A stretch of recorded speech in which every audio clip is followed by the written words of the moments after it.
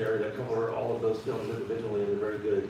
This is a Toho book, licensed to their digital photography archive going back to 1954. So as I said earlier, there are 900 plus pictures, as well as really informative text about the making of all the films from 1954 to -1, including sections on how the special effects, the classic special effects were created, the men in the suits, how the suits were made.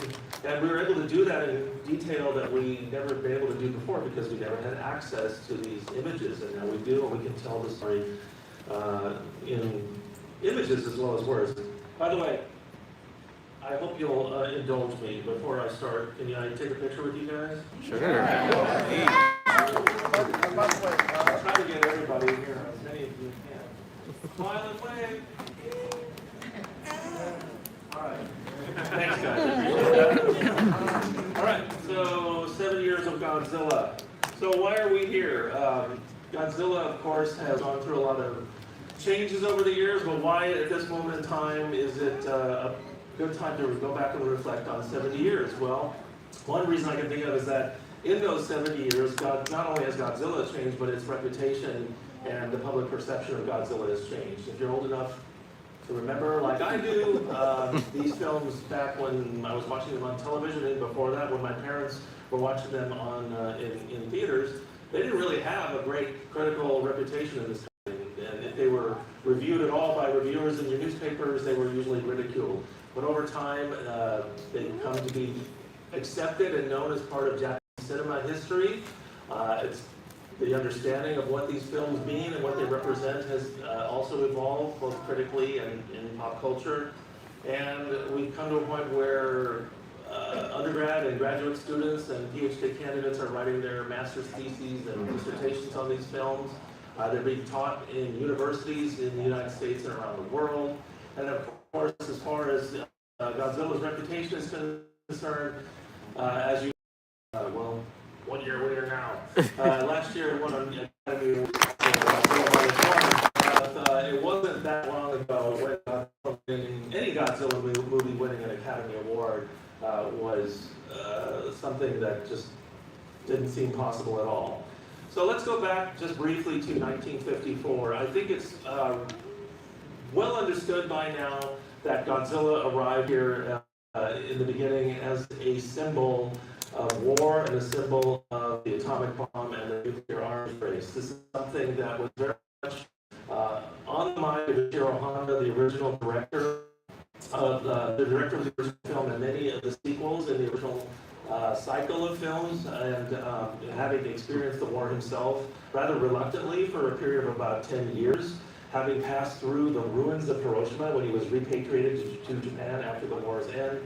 These experiences deeply affected him, and so it's no accident that many of the images in the film are mirrors of the war and of the atomic bombing. This is just one example of a photograph of the aftermath of Hiroshima and the ways that the film sort of recreates that level of destruction. And there are many such images. There are pictures in the film, or images in the film, that look a lot like photographs, aerial photographs taken from the planes that bombed Japan, the coastal cities of Japan over a period of many months. Just Tokyo engulfed in flames from as far as the eye can see. So one of the things, though, that differentiates Godzilla and Japanese science fiction and fantasy films from the American science fiction films that inspired it, such as King Kong, Beast from 20,000 Fathoms, and it's important to recognize that Godzilla did arrive in the wake of films like King Kong, which was re-released in the early 50s, Beast from 20,000 Fathoms, released in 53 to a big success, which is, by no coincidence, also about a dinosaur reanimated by an atomic test that attacks a major city. So there's a direct correlation there, and the inspiration is unambiguous. But there's a pretty significant difference, I think, between the way destruction and the way the atomic fear is portrayed in films like Beast from 20,000 Fathoms or Them or The Amazing Colossal Man and some of the other films that inspired the same cycle of films that Godzilla is part of, or at least was part of in the beginning. The American films were very speculative about the effects of radiation and the effects of atomic destruction. We hadn't experienced that in this country, and in large part, people hadn't seen or witnessed photographs of Hiroshima and the level of destruction at that time that had taken place in Japan. The Japanese films almost exclusively or unfailingly portray destruction on a scale and a level that is never even approached in the American films. Not just Godzilla, but these are some of the other examples. Rodan, Mysterians, Mothra, these are from the early cycle of films. The level of city destruction in these films is really far exceeding what you would see in the American films at that time. And I think that's largely because of the fact that not only people like Honda, but really so many people who worked on this early cycle of films were war veterans and had seen combat, had seen destruction on the level. In fact, even if they were away overseas in China or in the colonies, the colonial territories, their families were back home experiencing the unrelenting trauma of the bombing. So this was a widely experienced thing, and it really comes through in this early cycle of films. Okay, so we refer to a lot of things, we think of things in the West in terms of decades and years. The Godzilla films, when they're discussed in Japan, are largely classified by the era of the emperor in which they were produced. It's a little bit, there's a little bit of ambiguity there, but the early cycle of films are largely referred to as the Showa films. And again, I'm showing you, I just want to reiterate some of the images, not all of them are from the book, and I hope that piques your interest. The early films, though, I really want to pay a little bit of tribute to some of the people that are featured in the book. And these are three of the figures of the early cycle of Godzilla films and Toho special effects films that really had tremendous influence over not just the fact that these films were made, but the content of them.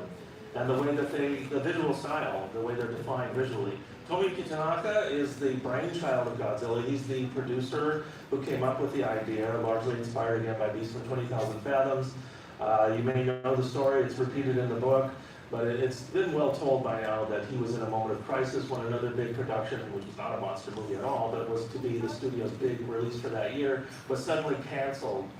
And so he needed to come up with a spectacular replacement project, and it ended up being Godzilla. Eiji Tsuburaya, whose name I hope you're familiar with, is the genius, the creative genius behind this type of special effect. This really signature aesthetic, if you will, of these type of films, which really revolves around the combination of a man in a monster suit, portraying Godzilla or some other creature, walking through, trampling through, or just existing on a miniature set, highly detailed miniature sets. And again, Ishiro Honda, I mentioned earlier, is the director who directed the first film and most of the first cycle of films up to 1975. But of course, these films evolved over time, and the themes evolved with the changing of the times. Japan, of course, grew out of the war and out of the occupation period, which ended in 1952, and went into eventually a period of great economic resurgence through the 50s and especially into the 1960s. You may have heard of Japan's economic miracle. And so memories of the war started to fade, especially those themes started to fade from the movies and other forms of popular culture as prosperity grew and people's standard of living increased. And so the films from Toho and cinema in general started to have a more, especially commercial cinema I'm largely referring to, which of course these films are a great part of. Commercial cinema from Japan largely became brighter, it became more colorful, there was a lot of comedy, a lot of music. Mothra, which came out in 1961, which is really a game changer in terms of this genre because it's the first film that really has a quote-unquote happy ending where the monster lives and the monster is actually the good guy. It's full of comedy and music, and it's really kind of got these fantasy elements, so it's a really trajectorial shift, if you will, in this genre. King Kong vs. Godzilla, 62, is still the most highly attended in terms of ticket sales of all the Godzilla films in Japan. There was, of course, it came out really at the time when Japanese cinema was really booming. And but of course it contains comedic elements. The stars of the film are stars from Toho's salaryman comedies of the day. And also, this is a shot on the far left of Frankenstein Conquers the World, which came out in 64, 65. That's essentially a co-production with the West, with an American company called United Productions of America. Actually, Godzilla was supposed to be in it, but then they changed course and this monster paragon took its place. But the point is, by this time, these films were internationally popular. Toho was making a lot of money, not only distributing them domestically, but they were also distributing them internationally. And they were garnering a lot of revenue from overseas sales, including the United States, of course. And so American companies started to become involved in these productions. That's the peanuts, I forgot to click that, but we were talking about the fantasy elements in Mothra. But one of the things, and I do this all the time, don't I? I always hit the wrong button. Excuse me for that, I may do it again. These American companies like UPA, United Productions of America, started partnering with Toho, putting money into the productions, but more significantly, they started bringing American stars over to Japan so that when the film was exported back to the United States, it already had an American face in it. How many people have seen the Raymond Burr version of the original Godzilla? How many people have not seen it? To be honest, I see it more as a spin-off than a remake. Well, it's not a remake, it's a rebranding or something. I don't know. We can debate that later. But the point is that for the longest time, I mean, the Raymond Burr version of Godzilla, which I haven't even mentioned here, is probably the reason we're standing here today talking about Godzilla at all.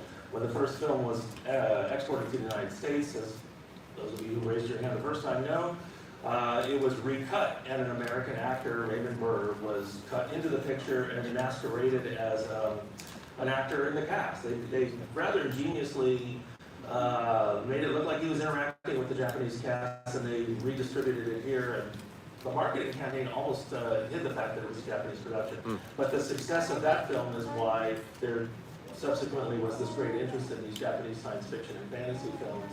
And Toho again started making, a fair amount of money doing this over a period of about 10 years. So by the mid-60s, just not to belabor the point, American actors started going to Japan occasionally to appear in these films. So Godzilla has really evolved, right? I like to say we all have our own Godzilla. We talk about the different eras, right? The Showa era being the original era, but even within the Showa era, Godzilla evolves, and I think depending on when you grew up and where you fell in love with Godzilla, whether it was on TV or video or streaming or whatever, you may have a different Godzilla than your friend as far as your favorite, right? Your favorite iteration. Godzilla arrived, of course, we talked about already, as a representation of the atomic bomb and nuclear proliferation and other concerns at that time. But within a few years, right, actually with the first sequel in 1955, it was already embarking on this long string of battles with other creatures. Godzilla Raids Again from 1955 was the first time Godzilla fought another creature. I would say Angulus, because that's the way it was spoken or said in the films like Destroy All Monsters, which we talked about. But it's, I'm not even going to attempt this, Angulus, essentially. Anyway, that's beside the point. Godzilla starts fighting all these other creatures, and that becomes the sort of hallmark of these films. But again, there are different evolutions to the character depending on who's making the film and what the circumstances are. In 1967, Godzilla becomes an adoptive parent. I found out when I was working on this film, working on this book with Toho. They were very, there he is. They were very, very, what's the word? They made it very clear that Godzilla's offspring is adopted. So I guess that explains the lack of similarity there. Moving into the 1970s, the third decade of Godzilla films, the late 60s, early 70s, Godzilla by this point is essentially an anti-hero. You remember the film Ghidorah, the Three-Headed Monster from '64. That's the film where the monsters actually have a summit at the base of Mount Fuji, and they discuss amongst themselves whether or not they're going to come to the aid of mankind and defend the Earth against King Ghidorah, which of course they do.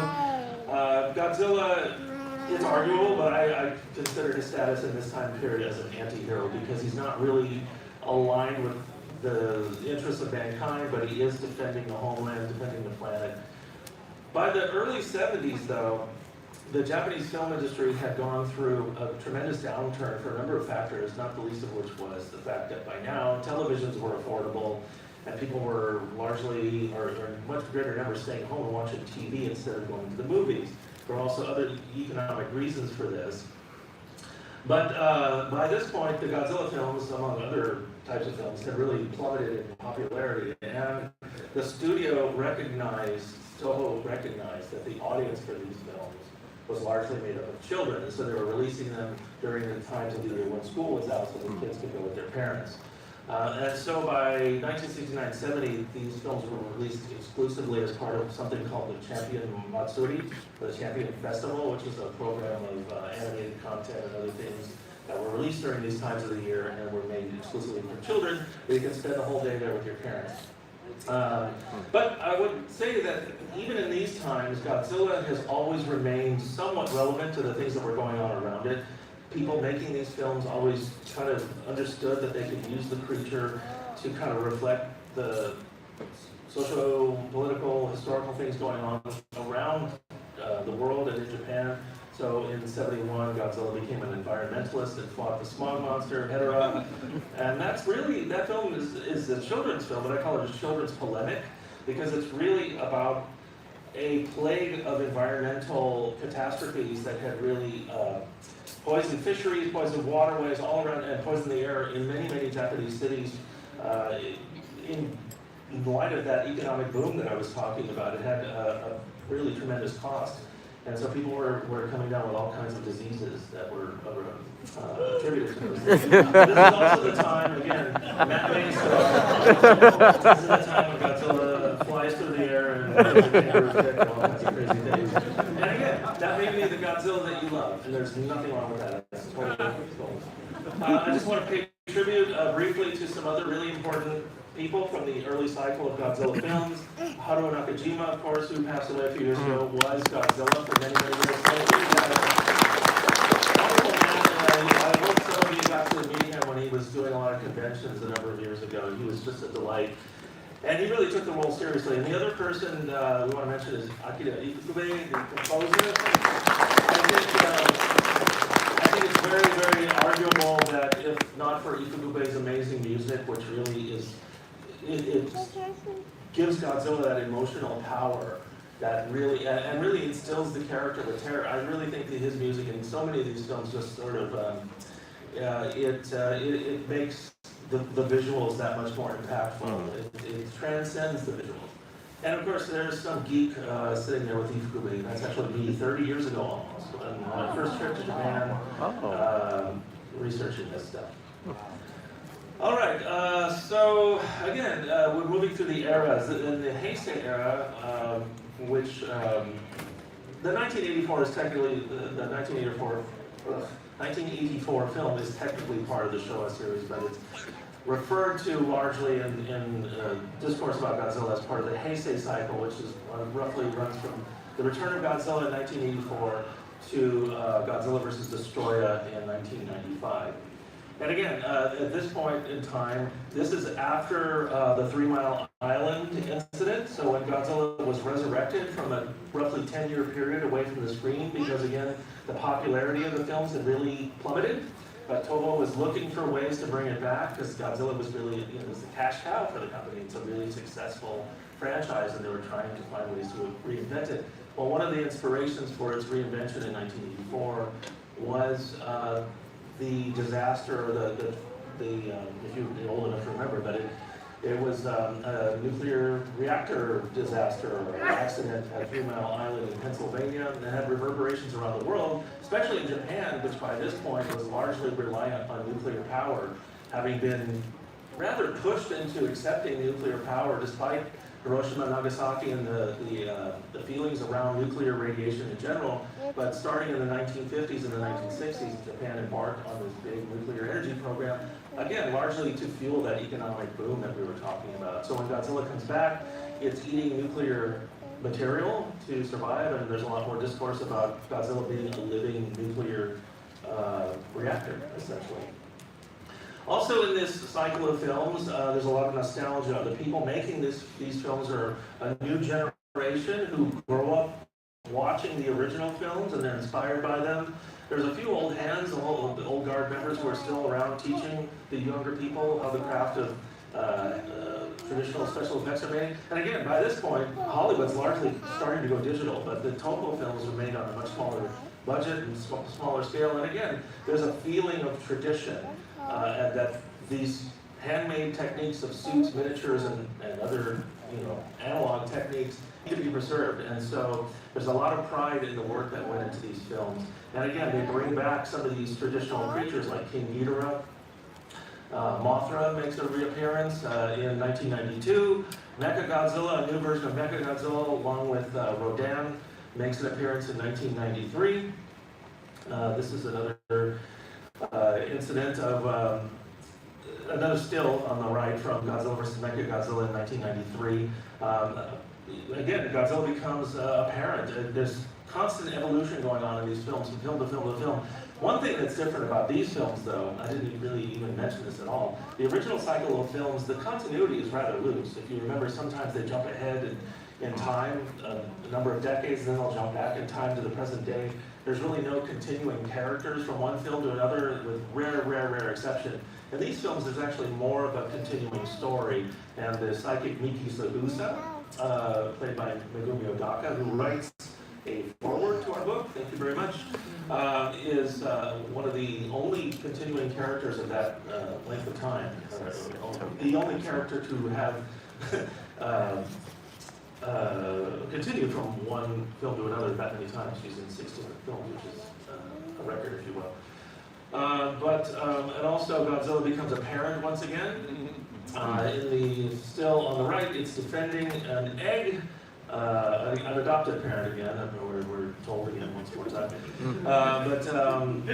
Rodan and Godzilla are fighting over custody of the egg in that film. And by 1995's Godzilla vs. Destroyer, the offspring has hatched and it very clearly resembles its adoptive father. And if you remember, if you've seen the film, I'm sure many of you have, it ends in this really interesting way in which Godzilla actually dies, which became a big publicity angle for the film.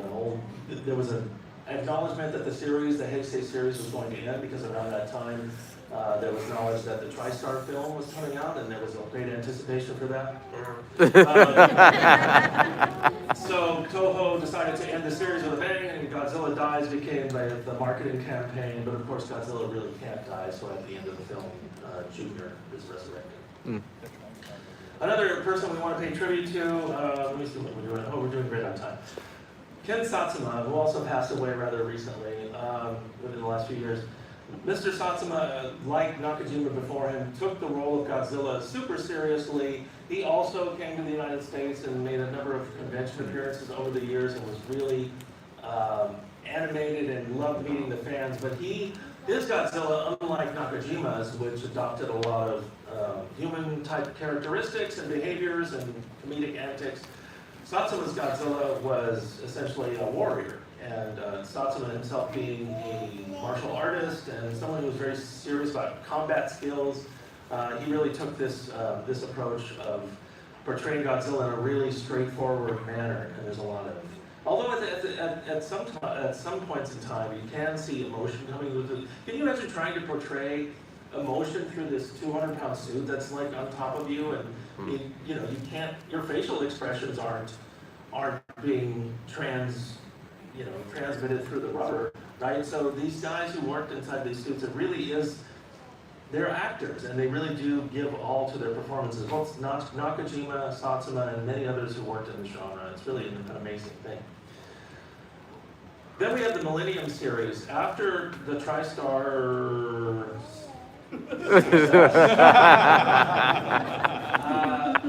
and we talk about this in the book. There was an acknowledgement at Toho that the TriStar film, whatever you think of it, and again, I know people who grew up on that Godzilla and love it, and that's fine too. You're allowed to be wrong.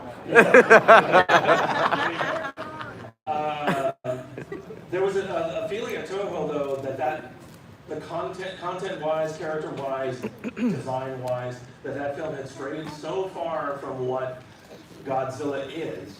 And they were worried also about the Japanese Godzilla losing its identity. So rather than just let TriStar make a bunch of these films with this thing, which didn't happen, of course, but nobody did that at the time. They rebooted the Japanese series starting in 1999 with Godzilla 2000, Millennium. And so there's a Millennium series of films, which have kind of somewhat flown under the radar, but I think a lot of people really love them. I mean, you had to experience them here on video first, and then streaming in this country. The first one, Godzilla 2000, of course, was released in theaters, which was kind of interesting. But and they turned it into a comedy. I haven't even talked about all the dubbing. Watch them with subtitles if you can. But when I grew up, all these films were dubbed into English, and that's one of the reasons that they were perceived as comedies. And people used to use words like cheesy when they talked about these films, and it was largely because of the way that they were treated when they were brought to the United States. They were recut. A lot of material was cut out of them sometimes. The music could be changed, scenes could be reordered. But the dubbing was the thing that I think did the most damage to